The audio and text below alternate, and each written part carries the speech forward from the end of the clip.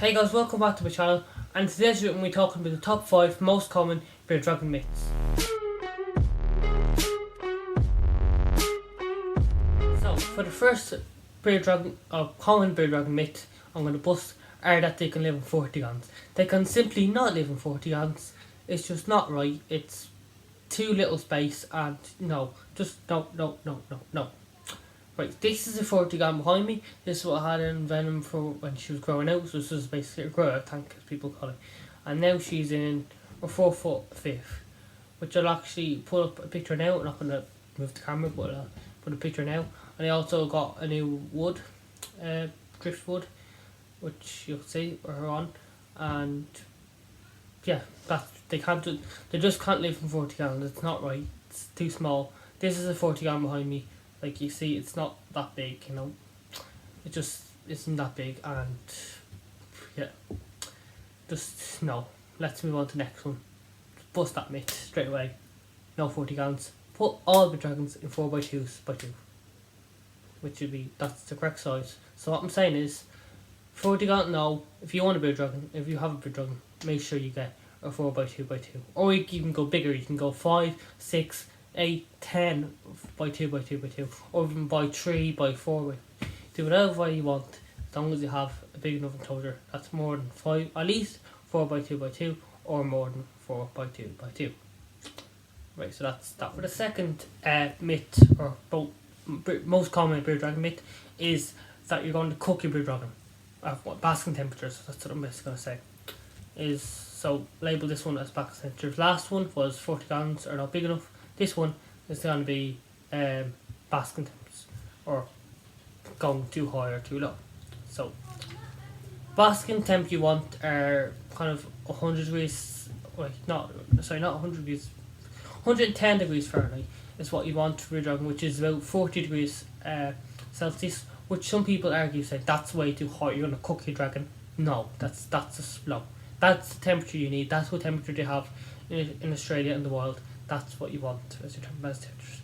Not 90 degrees, 100 degrees not 100 degrees Fahrenheit or 90 degrees Fahrenheit, because that's 33 all the way up to 38 or something. Just make sure, probably 39, 40 degrees is what you want for your bearded dragon at any age, because sun doesn't change for when they're smaller, adults. So yeah, that's that one busted. That most common busted. Now, and that basically means loose substrate equals death. Not all loose substrates equal death, and not all impaction equals death. Well, could be. What I'm trying to say by that is, impaction can be from anything. I actually made a video about impaction before, and things, a couple of videos before down. But I'll link it in this corner. I think it's this corner. The right corner anyway. This one. I think it's this one though. Yeah. I'll throw a link to the impaction video where I talked about that. But let's not get into that in this video. But I think impaction does not lead to death. Right. So this means sand you can use, or sand and stuff like that. That's what people say. Or what they have in Australian bearded dragons have, which is not sand. They have clay mixed topsoil, not topsoil, but like more kind of mucky clay, sandy substrate, something like that. So it's not loose. So I'll actually show you a little video on the screen of Venom's biotic setup. I'm sure loose substrate is not loose. It's it is loose, but it's not loose as sand. So that's the texture, and that's kind of what you want. My way of setup contains of the Arcadia mix earth, which is sand and a bit of topsoil, and some clay in it as well. Also with more eco earth or coconut core, or cocoa fibre.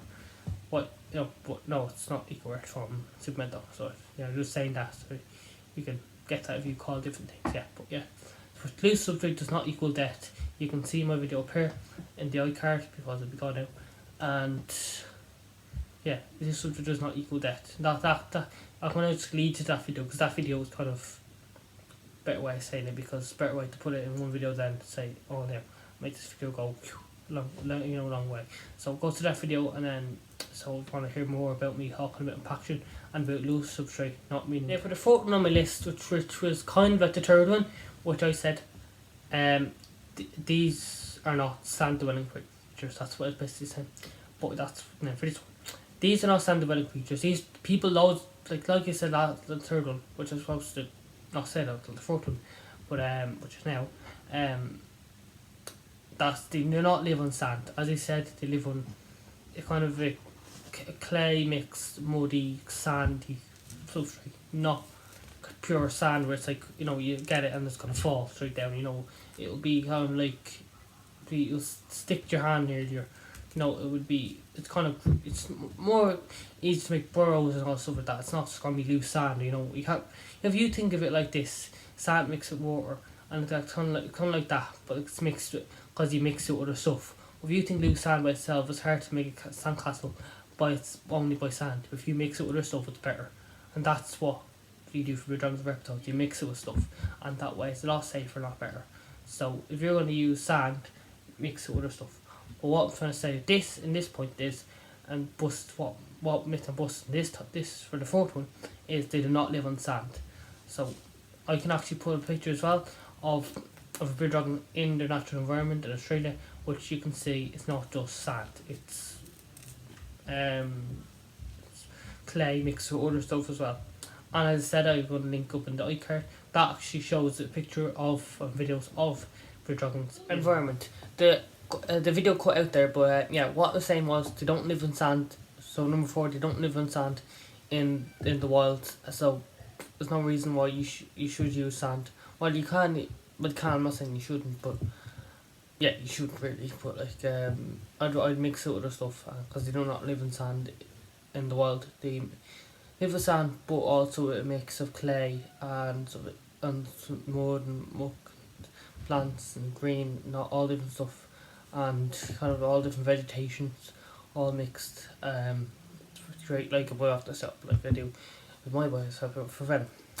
So yeah, they don't live in sand in the wild, Australia. So don't put them on sand. That's number 4. That's the brand that myth of they don't live in sand in the last wild. Most common bearded dragon myth is they need lots of bats, or more nicely, they need bats. Which they don't. That's a myth. They are a desert species in Central Australia, which is not a lot of water there.